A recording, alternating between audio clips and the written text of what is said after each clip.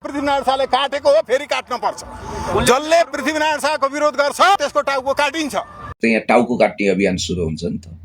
पृथ्वीनारायण शाहलाई कसले मान्दिन भनेको छ होला, मुठीभर मान्छेहरू मान्दिन। एउटा कुरा मान्नै पर्छ भन्ने छ र भोलि पुण्य गौतमलाई कसैले म मान्दिनँ होला तपाईँले टाउको काट्दै हिँड्न मिल्छ? होइन यस्तो। भोलि स्वागत नेपाललाई कसैले विरोध गर्ला उनीहरूको टाउको काट्ने? डेमोक्रेसीमा विमतिका ठाउँहरू पनि भन्छन्। भोलि प्रचण्ड, देउबा, केपी लगायत रवि बालेन उहाँहरूको पनि कसैले समर्थन नगर्न सक्छ। शाहको खुनकुत्रो उतार्ने र उहाँलाई नाक कान काट्ने एक खालको क्रूर राजाको रूपमा चित्रित गर्ने केही मुठीभर मान्छेसँग पनि हामीले वैचारिक विमति राख्नुपर्छ।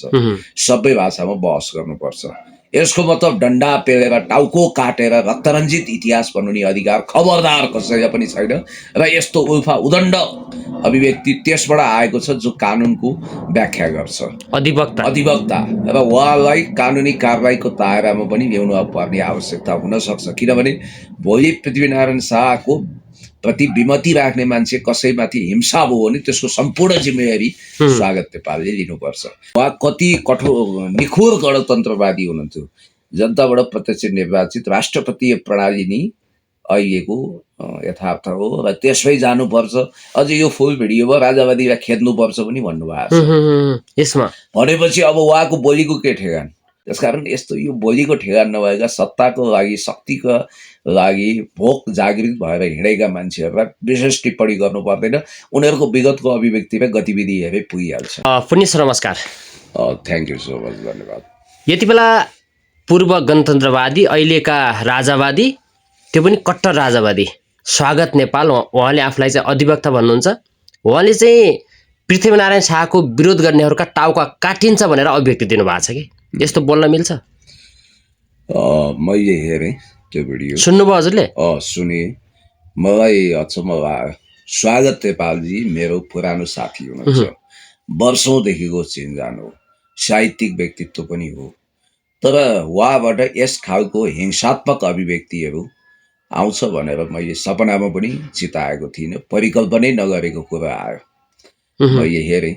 म पनि भन्छु पृथ्वीनारायण शाहका महान योगदानहरू स्तुत्य छन् र जसरी पृथ्वीनारायण शाहले एउटा युनिफायर किङको रूपमा नेपाल राज्यको एकीकरण गर्नुभयो, त्यसको लागि हमेसा उहाँलाई इतिहास चाहिँ सम्झना गर्नेछ। र हामीले नेपाल राष्ट्रको एकीकरणकर्ताको रूपमा केवल राजावादी मात्रै होइन, सबै खाले गणतन्त्रवादी समाजवादी उहाँप्रति नतमस्तक हुन्छन् र उहाँलाई सल्युट गर्नुपर्छ।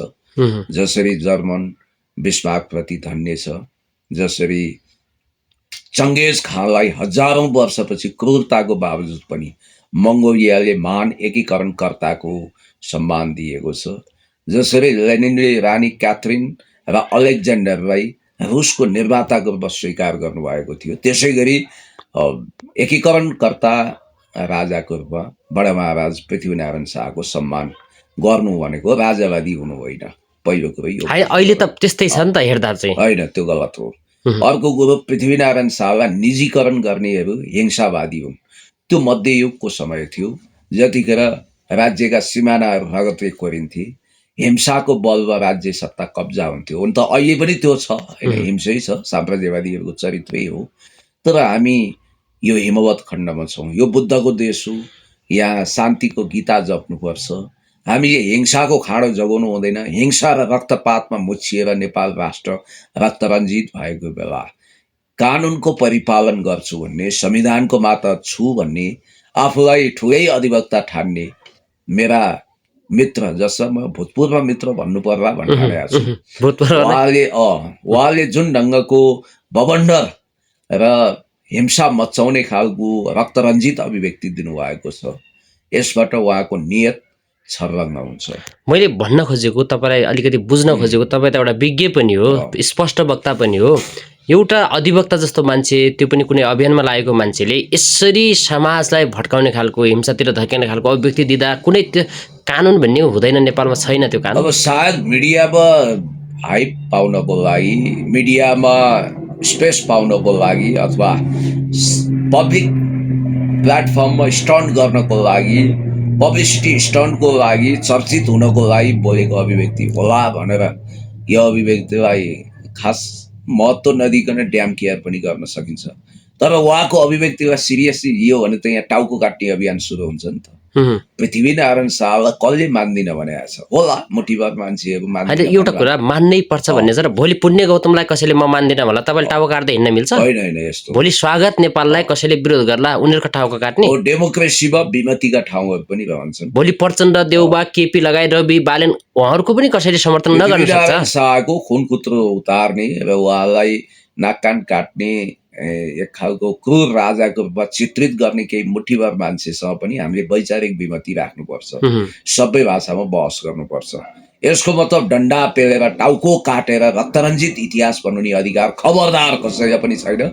र यस्तो उल्फा उदण्ड अभिव्यक्ति त्यसबाट आएको छ जो कानुनको व्याख्या गर्छ, अधिवक्ता र उहाँलाई कानुनी कारबाहीको दायरामा पनि ल्याउनु पर्ने आवश्यकता हुन सक्छ। किनभने भोलि पृथ्वीनारायण शाहको प्रति विमति राख्ने मान्छे कसैमाथि हिंसा भयो भने त्यसको सम्पूर्ण जिम्मेवारी स्वागत नेपालले लिनुपर्छ।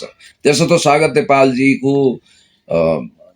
बारेमा मैले भन्नुपर्दा उहाँ साहित्यिक व्यक्तित्व भन्नुहुन्छ, कविता लेख्नुहुन्छ, तर साहित्यिक मान्छे त झन् शान्तिवादी हुन्छ, झन् प्रेमिल हुन्छ, झन् भावुक हुन्छ। तर उहाँमा क्रूरता देखियो, अनुहारमा पनि त्यो भावभङ्गीमा देखिएको छ। उहाँले यो आक्रोशको अग्निज्वाला प्रकट गर्नुपर्ने किन? पृथ्वीनारायण शाहलाई मानिनस् भने काटिन्छस् भन्नुपर्ने किन? अथवा मै काट्छु भन्नुभएको छ, अझ हामी नै काट्छौँ भन्नुभएको छ। यो उदण्ड अभिव्यक्ति हो। हामीले मानवता राख्नुपर्छ। मानवता गुमाउने मान्छे पृथ्वीमा राक्षस समान हुन्छ र मानवता गुमेकै कारण यत्रो हिंसा, हत्या, अपराध, लुट भएको छ। र स्वागत नेपालजीलाई म विगतमा फर्काउन चाहन्छु। म स्टेफेन हकिङ्सले परिकल्पना गरेको टाइम मेसिनमा बसेर अलिकति पछाडि फर्किन्छु। अब ठिक छ, उहाँको एउटा किताब छ मातृ सम्भोग। तपाईँ कल्पना गर्नुहोस्, नाम नै कति अपवित्र छ। एउटी महान आमामाथि सम्भोगको परिकल्पना अपराधीले मात्रै गर्न सक्छ। त्यो चाहिँ के भने पृथ्वीमा अब जन्म भएन भने आमामाथि पनि गिद्ध दृष्टि लगाउनुपर्छ भन्ने उहाँको सोचाइ कति निचतम छ। म्याक्सिम गोर्कीले महान उपन्यास आमा लेख्नुभयो, मदर। द मदर उपन्यास अहिलेसम्म संसारमा करोडौं कपी बिगेर विश्व रेकर्ड कायम गरेको छ। आमाको महिमा अपरम्पार, त्यस्ती पूजनीय, ढोगनीय, स्तुत्य आमाको विषयमा यति आपराधिक चिन्तन सहित किताब लेख्न सक्ने मान्छेको बारेमा मलाई थप टिप्पणी गर्नु छैन। मुन्ड पानी मुन्ड। होइन, मलाई धेरैजनाले मैले एउटा भिडियो बनाएको थिएँ, त्यसमा कमेन्ट गर्नुभएको छ कि खास चाहिँ स्वागत नेपालको विगत के हो, उहाँ राजावादी हो कि गणतन्त्रवादी हो कि उहाँको इतिहास के छ? तपाईलाई तपाईँको साथी पनि हो। उहाँको राजनीतिक पृष्ठभूमि केही पनि छैन। विगत उहाँ केमा हुनुहुन्थ्यो? होइन, अब कुनै कलेज स्कुलमा पढ्दा अखिलको सपोर्टर हुनुहुन्थ्यो होला विद्यार्थी सङ्गठनमा। न उहाँ भूमिगत गएको, न सङ्घर्ष गरेको, न कुनै आधिकारिक कमिटीमा बसेको मान्छे। राजनीतिक पृष्ठभूमि थिएन। उहाँको पत्रकारिताको पृष्ठभूमि निसन्देह छ। उहाँ मैले भेटेको समाचार पत्रमा काम गर्दा हो अलि लामो समयसम्म उहाँले पत्रकारिता गर्नुभयो र पछि अधिवक्ताको लाइसेन्स लिनुभयो। खास गरी त्रिभुवन विश्वविद्यालयबाट बिएल गरिसकेपछि, एलएलबी गरिसकेपछि त्यो प्रमाणपत्र उहाँले यता के अरे बार काउन्सिलबाट परीक्षा पास गरेपछि प्राप्त गर्नुभयो। त्यति नै हो। उहाँ कुनै वरिष्ठ अधिवक्ता, धुरन्धर अधिवक्ता पनि होइन र उहाँको पृष्ठभूमि सामान्य हो। तपाईँलाई एउटा म भिडियो पठाइदिन सक्छु, मैले हाले पनि छु। योभन्दा अगाडि उहाँ निखुर गणतन्त्रवादी हुनुहुन्थ्यो। गणतन्त्रवादी हो, राजावादीलाई जहाँ पनि अखट्नुपर्छ भन्ने उहाँको अभिव्यक्ति थियो। र उहाँको एउटा भिडियो म तपाईँलाई यही मेसोमा प्ले पनि गराइदिन सक्छु, तपाईँ हेर्न सक्नुहुन्छ। अब उहाँको के थियो पृष्ठभूमि, कसो थियो भन्ने कुरो बुझ्न, होइन, अब उहाँले के गर्नुभयो भन्ने कुरो बुझ्न धेरै कसरत गर्नु पर्दैन। तपाईँले धेरै मेहनत गर्नु पर्दैन। मैले यो रातो पर्दा टिभीमा आएको भिडियो धेरैतिर छ। अब त्यतिखेर हाम्रो एउटा भेला भएको थियो। उहाँले चाहिँ राजावादीलाई गुटुटु खेद्नुपर्छ भनेर। त्यति बेला पनि राजावादीलाई लखिनुपर्छ भन्नुहुन्थ्यो। उहाँले त राजावादी भन्ने मान्छे मेरो पार्टीमै नबस्छ भन्नुभएको थियो। उहाँको पार्टी पनि थियो पहिला?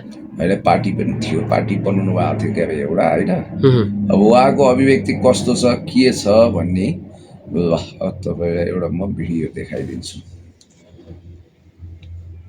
यो हेरौँ, राजावादी सर्व। आज हामीले यहाँबाट गइसक्नुभएका साथीहरूको हस्ताक्षर सबैले चाहिँ विभिन्न स्थानमा अघि रहनुभएका चाहिँ व्यक्तित्वहरूसँग छलफल गर्ने, भेला गर्ने, अगाडि बढाउने, सरकारलाई र नागरिक तहमा पनि दबाव र जागरण अगाडि बढाउने यी कार्यक्रमहरू छ। र अब चाँडै नै हामी पर्सि अर्को फेरि भेला गर्दैछौँ, जहाँ अरू यो दुई बिचमा हामीले यसरी चाहिँ भेटेका व्यक्तित्वहरू समेतको सहभागितामा हामीहरू निर्णयहरू गर्दै गर्छौँ। जस्तै भनेपछि कन्क्रिट प्रोग्राम कसरी जाने, के गर्ने भन्ने राखौँ। नमस्कार, म पुण्य गौतम।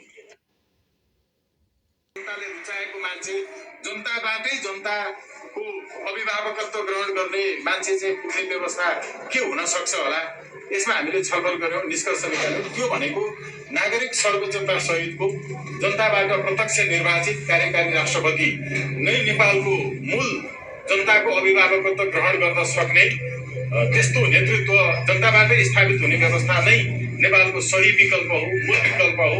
र त्योतर्फ सबै एकताबद्ध हुनुपर्छ, आह्वान हामी हुनुपर्छ भनेर गरिरहेका छौँ यो आजको निर्णयबाट। र अब धेरै हामी त आज केवल अब तपाईँले उहाँ कति कठोर निखोर गणतन्त्रवादी हुनुहुन्थ्यो। जनताबाट प्रत्यक्ष निर्वाचित राष्ट्रपतीय प्रणाली नै अहिलेको यथार्थ हो र त्यसमै जानुपर्छ। अझ यो फुल भिडियोमा राजावादीलाई खेद्नुपर्छ पनि भन्नुभएको छ। यसमा भनेपछि अब उहाँको भोलिको के ठेगान? अब पर्सि गएर भोलि पर्सि गएर यी राजावादी चाहिँ गतिवा पाइन्छन्, यिनीहरूलाई खेद्नुपर्छ भन्नुभयो भने उही रवि लामिछानेको जस्तो भइगयो नि। पहिला लक्ष्मण चौधरीहरूलाई क्रूर फाँसीवादी हुन्, यिनीहरूलाई नेपालको कानुनले दिएको सजाय मात्र पर्याप्त हुँदैन, फाँसीको सजाय हुनुपर्छ टिकापुर कैलालीका अपराधीहरूलाई भन्नुहुन्थ्यो। अहिले राजनीतिक स्वार्थको आधारमा मैले त के बुझिछु भनेर कलाविहीन नाटक गर्दै उनीहरू त महान क्रान्तिकारी थारूहट आन्दोलनको योद्धाहरू रहेछन्, मैले गलत बुझेको रहेछ भन्नुभयो। भोलि लक्ष्मण थारूहरू यो पार्टीमा नरहने लगभग पक्का पक्की छ, किनभने उनीहरूको महत्त्वाकांक्षा त्याग्न सक्दैन। त्यतिखेर चाहिँ के उहाँले ओहो यिनीहरूलाई फेरि मैले गलत बुझिछु, एकचोटि पहिला सही बुझाएर छु, बिचमा गलत रहेछ, अहिले पो म सही कुरो बोल्दैछु, यिनीहरू साँच्चै अपराधी नै रहेछन् भन्न बेर छैन। त्यसकारण यस्तो यो भोलिको ठेगान नभएका सत्ताको लागि, शक्तिको लागि भोक जागृत भएर हिँडेका मान्छेहरूलाई विशेष टिप्पणी गर्नु पर्दैन। उनीहरूको विगतको अभिव्यक्ति र गतिविधि हेरे पुगिहाल्छ। ल, थ्याङ्क यू सो मच। धेरै धेरै धन्यवाद।